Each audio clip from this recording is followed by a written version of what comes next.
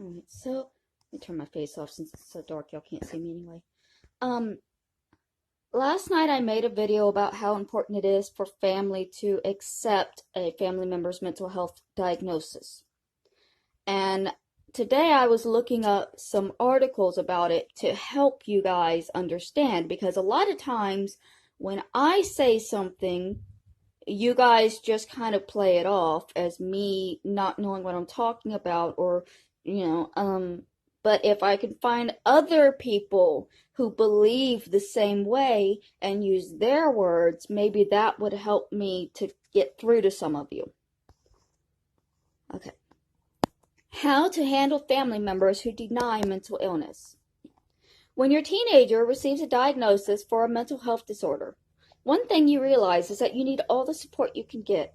Support from your spouse, co-parent, or partner. Support from your own parents, siblings, and friends. From wherever and whomever, every little bit counts. You may tough it out at the beginning without telling anyone what's happening. However, most parents of teens with mental health issues soon realize it can be stressful, overwhelming, and tough to handle alone. So they reach out. Sometimes when you reach out to your extended family, you get the opposite of what you need. You get resistance rather than support. You get judgment rather than compassion. Family members might tell you things you know aren't true. Like they may tell you they think mental illness is not real. Treatment doesn't work and waste time and money. They may offer 1,000 suggestions about what they think your teenager needs, aside from what you know they need.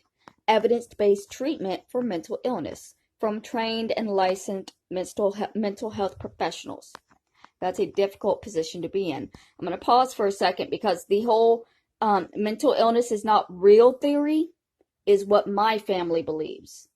My family fully believes that mental illness does not exist and it's just people using it to manipulate others.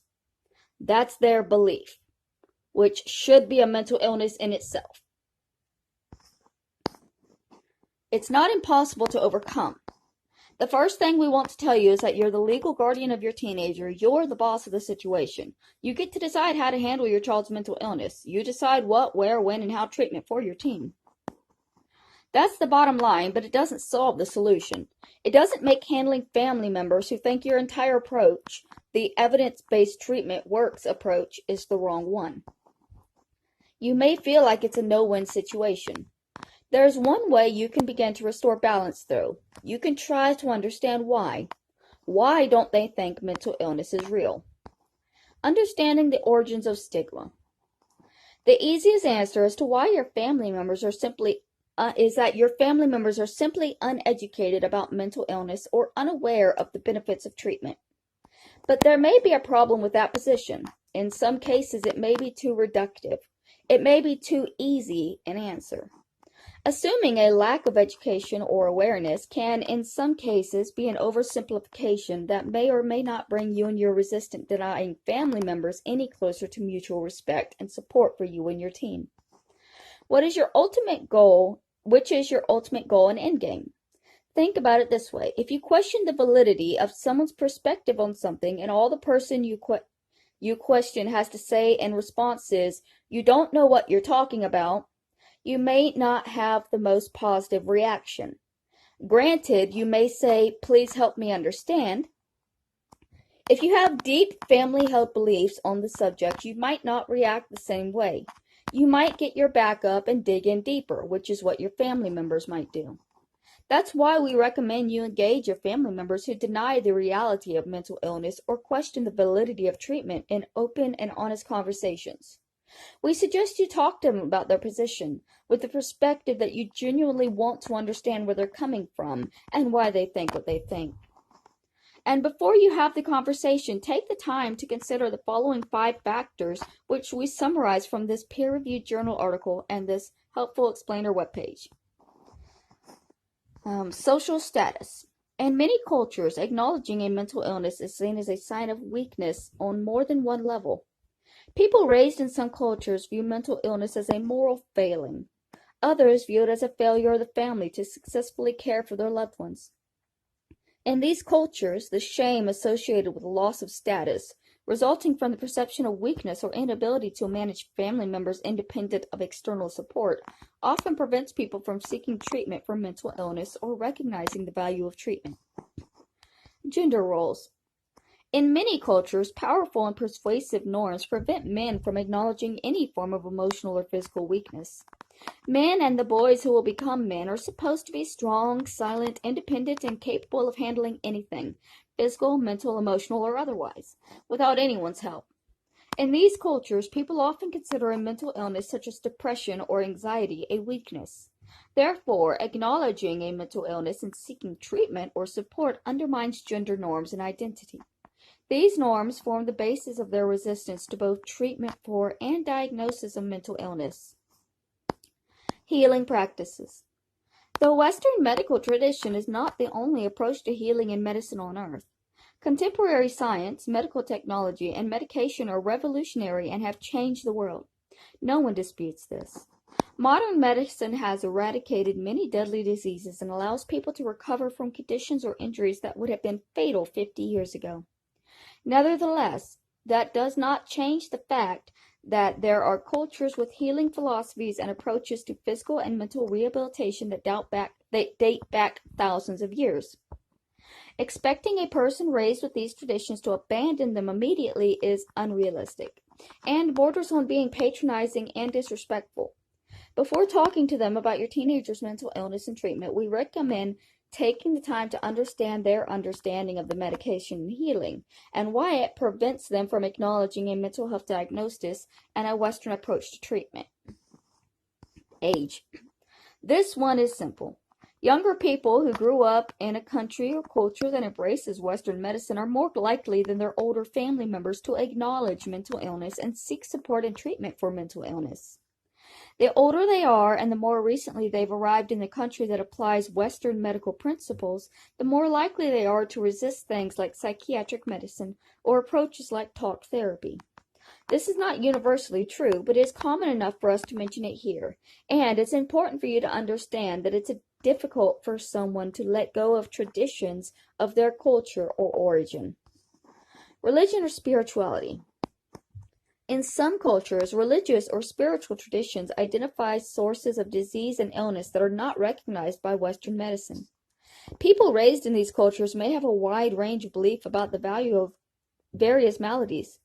They may believe that illness caused by a lack of harmony with the world, disrupted relationships, and ancestors or ancestral spirits, or that deeds from the past lives can role play in the presence of a mental or physical illness if that's the case with one of your family members. Whether you agree or disagree with them is not the point. What matters is that you understand where they're coming from, so you can understand how to bridge the gap between where they are and the choices you make for your teenager. You may have noticed one word appears frequently above all: culture. Culture is often what prevents individuals from accepting the reality of a mental illness or recognizing the validity of the Western approach to treating mental illness, which revolves around accurate diagnoses, evidence-based treatment in the form of individual and group counseling, community support, lifetime changes, and medications when needed. When trying to achieve harmony between family members of different cultures and generations, mutual understanding is the first and most important step. What you can do to help the situation. In the end, it's likely you'll need to set firm boundaries, which may be difficult. On the other hand, after initiating an open and honest dialogue with the facts you learned above in mind, you may end up closer to the agreement that you thought possible. Getting to that place starts with respect. If your goal is for them to respect your point of view and your choices for your teenager, then an effective strategy is to mirror those expectations. Learn about and respect their point of view and their choices as well. Your position on their beliefs is unlikely to change them. The conversation about mental illness and treatment should not turn into a culture clash. This won't help anybody. Here are valuable points to keep in mind when seeking an accord with a family member who denies the validity of a mental illness or treatment for mental illness for personal or cultural reasons. Bridging the culture gap. Find areas about mental health conditions or illness where you do agree and focus on those. Make sure neither you nor your family member takes a position that stereotypes attitudes or beliefs, trivializes or belittles people with mental health illness, offends people with mental health illness, patronizes people with mental health illness. Find a way to agree that everyone in the family shares a common goal, the health and wellness of your teenage child. You may notice an anagram in the second bullet point. Stop. The idea is to stop judgment and criticism of what your child is going through and start supporting one another on the path to overall health. At the same time, if they disagree completely with your approach to your teen's mental health, you can stop judgment and criticism of their point of view. While you can make it clear to your denying, skeptical family member that you plan to pursue the Western evidence-based integrated approach to treatment for your teenager's mental illness, you can do that without stereotyping, trivializing, offending, or patronizing their point of view, their cultural traditions, or their spiritual religious beliefs. When you take that approach, you're likely to increase the chances of balance and harmony in your family. And when they see your teenager heal and grow, they may just come around in time. They may become active and productive participants in the treatment process. Okay, so now obviously this is about a teenager and the extended family having trouble with the mother's use of medications and therapy. But it works for adults as well when you have family that is in denial, that just refuses to accept a doctor's diagnosis.